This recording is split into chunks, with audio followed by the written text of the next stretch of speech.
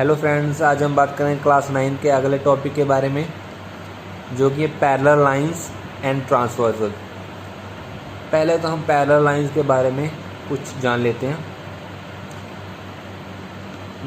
Two lines जो कभी भी एक दूसरे को इंटरसेक्ट नहीं करेंगी या मीट नहीं करेंगी, उन दोनों लाइंस को हम पैरेलल लाइंस कहते हैं। दूसरी कंडीशन ये है, ये दोनों लाइंस सेम प्लेन में होनी चाहिए, अदरवाइज ये दोनों लाइंस पैरेलल नहीं होंगी। उसके बाद ये डिस्टेंस यहाँ से और यहाँ से सेम होता है, ठीक है। ये तो होगी पैरेलल लाइंस के बारे में। अब हम बात कर लेते हैं ट्रांसवर्सल के बारे में। मान लीजिए हमारे पास दो लाइंस है, ये एम ये एन, और मान लीजिए ये हमारे पास है एल।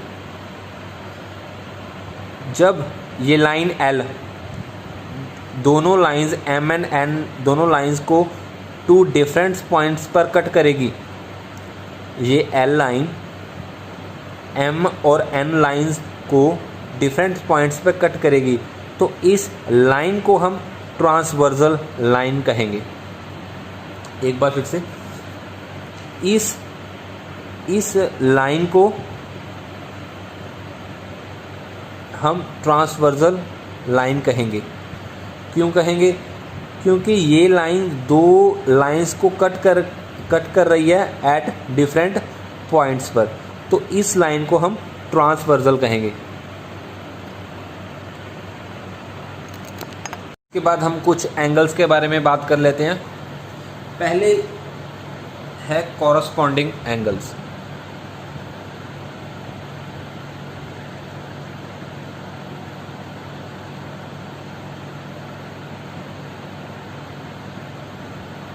ठीक है, हमारे angle 1 and angle 5 corresponding angles है, और हमारे एंगल 2 और एंगल 6 कॉरस्पॉन्डिंग एंगल्स हैं। एंगल 4, एंगल 7 और एंगल 3 एंड एंगल 8 हमारे पास कॉरस्पॉन्डिंग एंगल्स हैं। उसके बाद हमारे पास आ जाते हैं alternate interior angles. Alternate interior angles वो कौन से हमारे पास? वो है हमारे पास एंगल 4 और एंगल 6, उसके बाद एंगल 3 और एंगल 6, एंगल 4 और एंगल 6 और एंगल 3 और एंगल 3 और एंगल 5। ये हमारे पास अल्टरनेट इंटीरियर एंगल्स। उसके बाद इसके बाद टाइप है अल्टरनेट एक्सटीरियर है।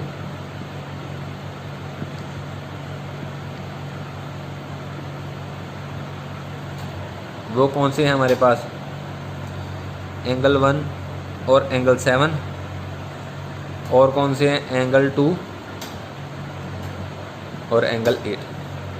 उसके बाद हमारे पास आ जाते हैं interior angles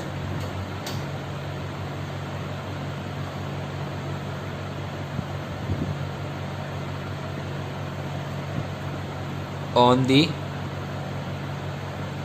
same side of transversal. ये हमारी ट्रांसवर्सल, उसकी सेम साइड पे कौन कौन से एंगल हैं? वो हमारे पास हैं एंगल 4 और एंगल 5, और इधर हमारे पास क्या है? एंगल 3 और एंगल 6।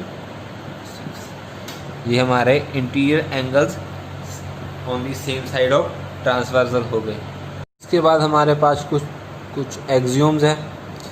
फर्स्ट एक्सियोम है, if a transversal intersect two parallel lines then each pair of corresponding angles are equal. इस एक्सियोम का मतलब है, मान लीजिए कोई ट्रांसवर्सल दो लाइंस को इंटरसेक्ट कर रहा है, तो ईच पेयर ऑफ ये दोनों एंगल्स, माने जो ये एंगल 1 और एंगल 3,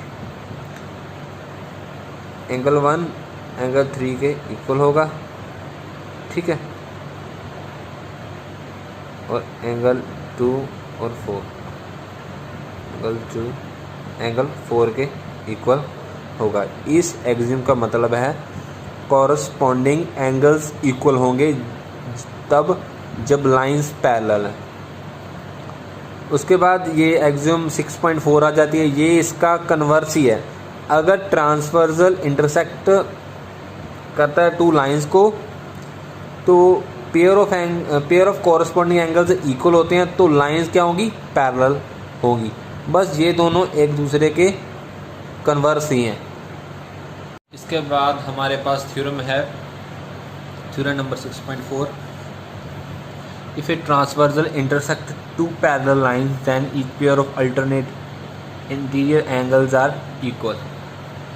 अगर ट्रांसवर्सल इंटरसेक्ट करता है दो पैरेलल लाइंस को, तो अल्टरनेट इंटीरियर एंगल्स इक्वल होंगे।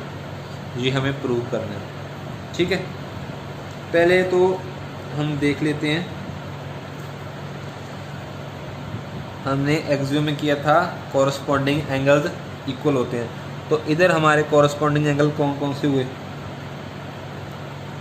Angle P Q A is equal to angle Q R C.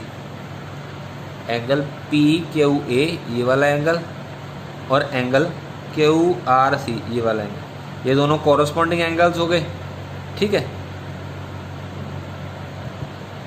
Corresponding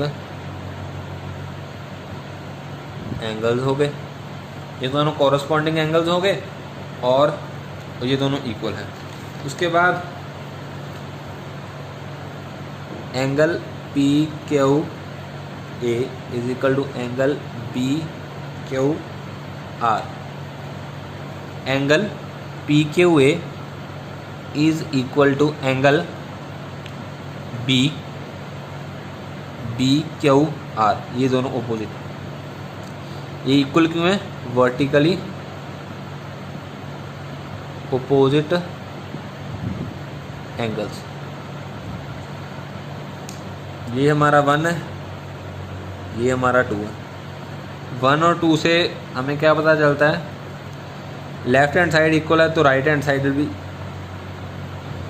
equal ही होगी। तो angle Q R C is equal to angle B Q R. Angle Q R C is equal to angle B Q R, ठीक है। ये हमने prove कर दिए। Alternate, ये हमारे अल्टरनेट इंटीरियर एंगल्स हैं, ये दोनों इक्वल हो गए।